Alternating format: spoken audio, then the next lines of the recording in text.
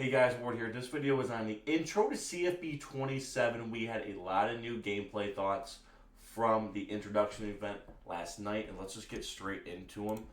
We're going to get started here with the savable adjustments. This is a very big deal. You can save up to 10 what they are calling macro adjustments, and it essentially allows you to do a variation of setup stuff in one click of a button instead of maybe 3 or 4. For example, you could spread your linebackers and call your stunt at the same time with macro 0, and that's what the screen is showing here. So if I wanted to run a Texas 4-man stunt, I would just click check here, and then if I wanted to shift my linebackers to the right, I would check that box. If I wanted to press my DBs, I would check that, and there's way more here that they get into. There's a lot of options that, like right here, you can play over the top, underneath with your coverage. You can really get into a ton of different ways to set up. So this is very important for blitz setups.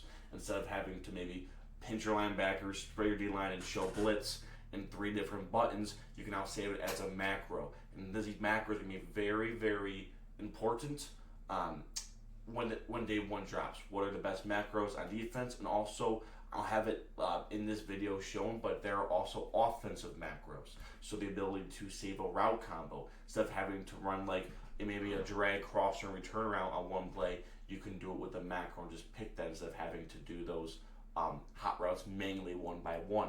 So it's essentially saving a lot of one by one features of the game, and it allows you to do it in one button. You get 10 offensive and 10 defensive macros. Very important to share. And then the other thing I wanted to share with that as well, shout out my guy Civil. He posted something today about different adjustments. So these are individual adjustments that you can do. These are also still in the macros, okay? You can put your D tackle in a spy from the macros. So you can come out in like cover 4 and then do your macro shell. You can do, these are just linebackers, but like you can put people in flats. You can do your corners. I don't know if you'll show the corners here. These are all linebackers. But you can do your corners in a cloud or a deep blue pre-play. And that is such a massive deal. So maybe you can't do any man-ups from what I've seen. So like if you want to man up the slot corner to the slot receiver, you can't do that in your macro adjustments, but you can put them in a hard flat straight from the macro. You can put, it's like if you wanted to run a cover 6 shell with putting your outside linebacker in a vert hook and your other in a spy, you can do that with just doing your macro shell. So that will also be very important. That is a big step. It helps counter quick snapping, and it helps you get your adjustments off just like that. Very, very new, and we have never done anything like this. So this is a big game-changing thing. Getting into now the next thing I want to go over was, this is more of a cut related device, but you can see here with the abilities, we get a max of 5, and there are momentum factors, which are X factors, which are coming in the cut. I don't love that, but it seems like the ability database is way more controlled than Madden. Unlimited abilities, and it's going to go. They're going to go crazy with the ability system in Madden compared to cut. Personally, I've been doing a lot more cut gameplay as of late, and I believe that having an ability system that's more basic is better for the game. I think the more crazy you get the abilities, the crazier the game can get, and usually in a bad way. But you can see the other stuff here. A lot of this stuff is just general things that I don't really buy off the beginning, like base cells versus disguise looks. You can disguise your look in college football like that. I don't really take that to heart at all. And the next thing I want to get into, with that being said, same thing with the trenches. Like you can still adjust your D-line in college football. But the next thing, speaking of like the trenches and the line of scrimmage, is timing sneaks. This was a very big deal. This caught my attention. And you see right here, there's a little meter, and I can just play this through on Jaden Daniels. But if you time your sneak correctly, it gives you a better animation. Now, I think this is terrible for the game straight up, just going to be honest. Number one, I don't know what counter there is to this on defense. I understand the window gets smaller as you pinch your line. So if your line is really spread, that meter to get into the green becomes larger. And obviously, this is pretty self-explanatory, but if you land your time meter in the green, it's a better sneak compared to yellow or red. But again, I feel like as a defense, there's no counter to this. If your opponent is very good at timing their sneaks, how do you stop it?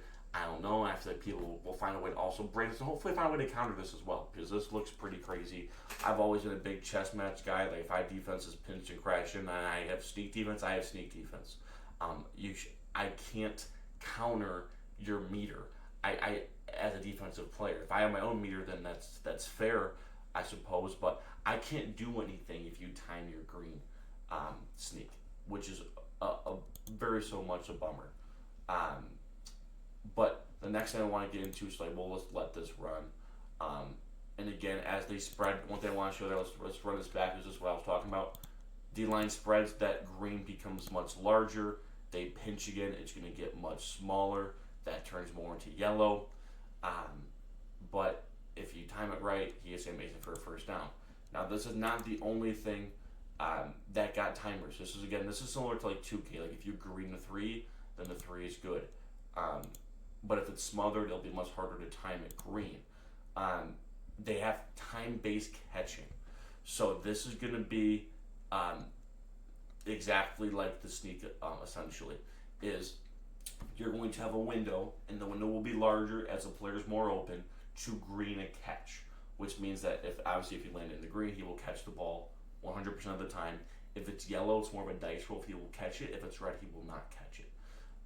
And that is obviously a massive deal, number one, because people might find a way to essentially break this. That's usually my biggest concern when it comes to features like this being in the game, is that if people can use the Zen ability and time their catches to get green every time or most of the time, and they perfect that, then what am I supposed to do if they throw a ball in double coverage and they green their catch?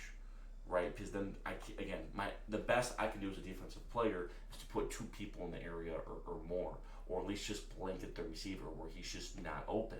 But if he can still catch the ball despite not being open because he greens his catch, that can be problematic. So we'll see. That's a big.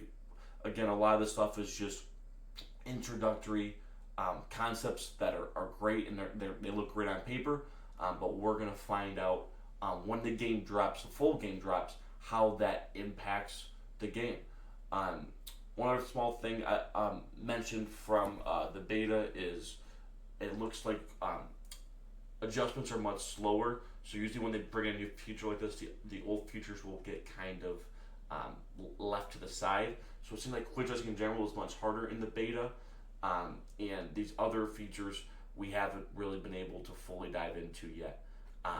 But that is my thoughts on the current game. Those are the biggest game-breaking things, or the biggest things to look forward to. So again, just to sum that up, save adjustments / like macro adjustments is number 1, time-based running is number 2, and time-based catching is number 3. Though there was much other smaller stuff into the game, guys. Those are the 3 biggest takeaways and what I think you need to pay attention to going into college football 27.